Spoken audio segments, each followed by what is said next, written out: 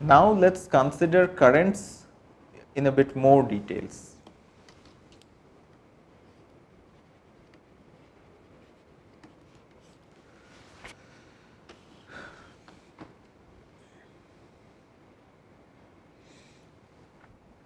If we consider a line like this with charge density lambda, uniform charge density lambda on it, and if we consider that this line is moving along this direction with speed v or velocity v, then the current due to this kind of an arrangement is lambda times v. So, it is the charge times charge that passes through one point at unit time, that is the current.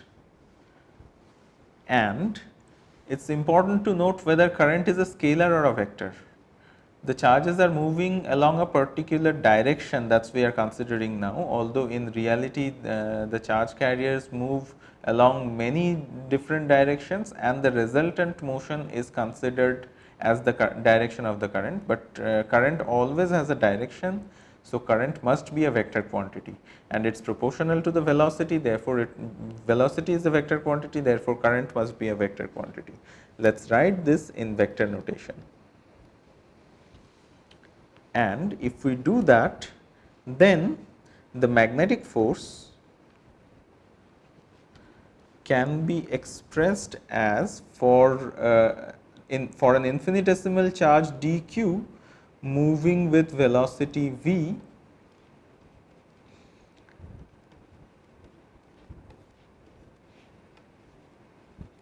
so this would be the magnetic force.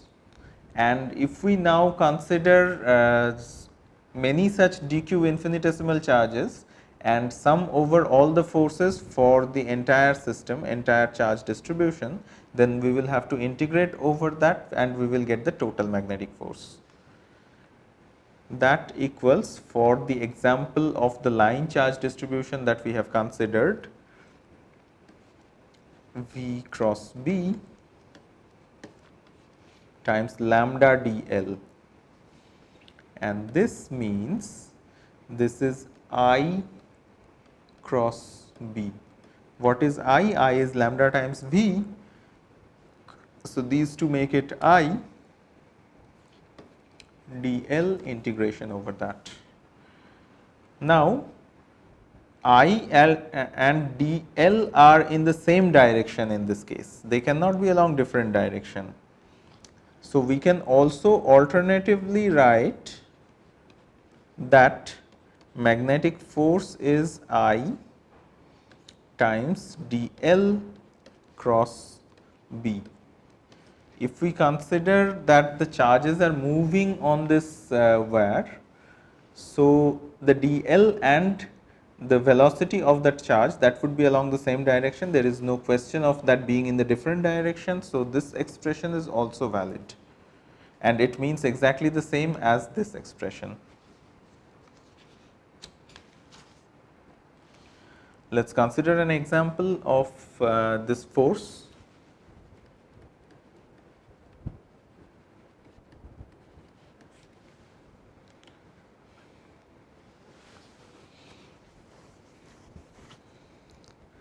AC बंद कर देंगे, बहुत ठंडा लग रहा है. We consider a rectangular loop of wire supporting a mass m hanging vertically with one end into our screen in the shaded region. So, we have a rectangular loop like this,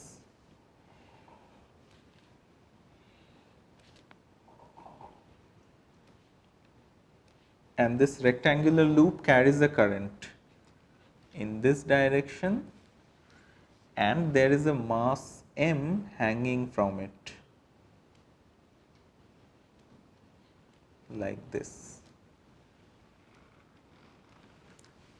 Now, we have a magnetic field in this region, say. I am shading it with green. in this region there is a magnetic field.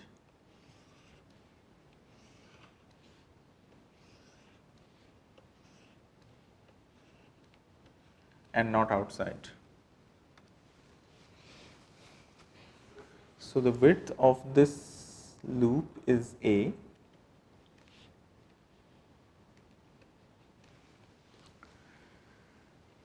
Now, the question is that for what current I flowing on this loop would the magnetic force exactly balance the gravitational force that is acting downward? We are supposed to find for what current I magnetic force would be equal and opposite to gravitational force.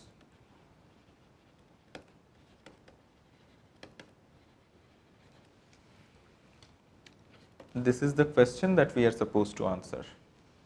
Now, first of all, we must tell the direction of the magnetic field. The magnetic field is into the screen.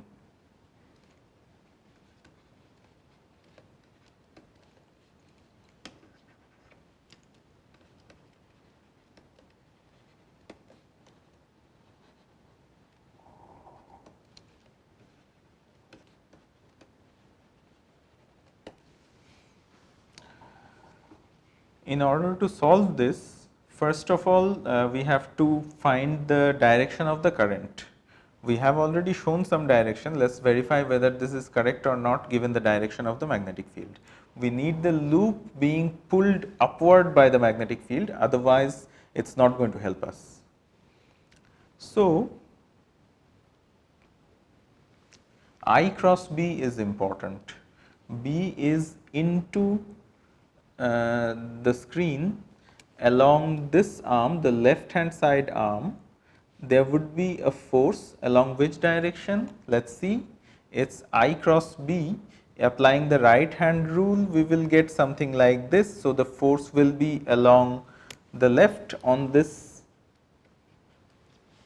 part. Similarly, on the right side part here, this part, the force will be along this direction.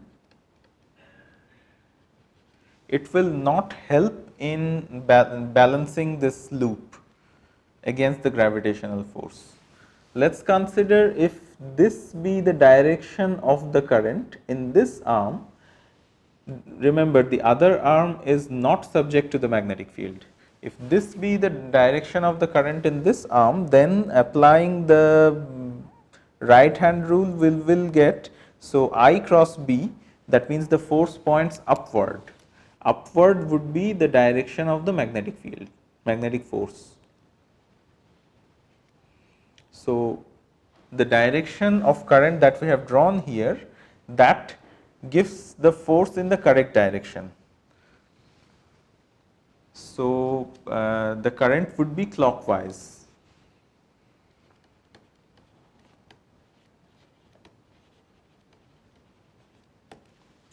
After finding the direction of the current, we have to find the magnitude that is sufficient to balance it. The magnitude of the magnetic field on this upper arm, because that is the only arm that matters. The side arms, they will have force that will be equal and opposite to each other, they will cancel out, and on the lower arm there is no magnetic force acting. Therefore, only the force on the upper arm that is important to us, and that is current times the magnetic field times the distance. How? Because if we consider what we have done earlier here, magnetic force is equal to integration over IBdl. So, if we consider this here, because the magnetic field is uniform in this region, integration over IBdl will give us IBA, where A is the width of this loop marked here. And the magnetic force, we have already discussed that on the vertical arms it cancel. So, we need the magnetic force to balance the gravitational force. So, that will be mass times acceleration mg, that gives us current to be equal to mg over b times A. So, this is the amount of magnetic field. Now, let us ask a curious question. What happens if we increase the magnitude of the current?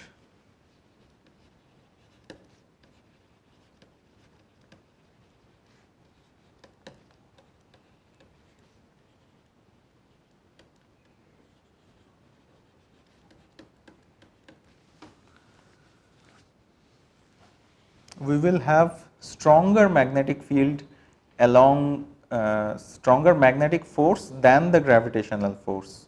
So, we will have the weight being lifted into the magnetic field, but once this arm, the lower arm, enters the magnetic field region, we will see that that also experiences a force, magnetic force, and that magnetic force will certainly be downward. So, then the magnetic forces will balance each other, and the gravitational force will bring this entire loop down a bit, so that the lower arm is out of the influence of the magnetic field and it will remain stable there. So, this system will be lifted to some extent, where the lower arm just remains outside the influence of the magnetic field. It cannot enter the influence of the magnetic field, this kind of a magnetic field, because that way there would be no resultant magnetic force and gravitational force will clearly win over the magnetic force. So, if we consider the weight being lifted, can we say that magnetic force is performing some work on this? It is something for you to think. We can discuss about it sometime later.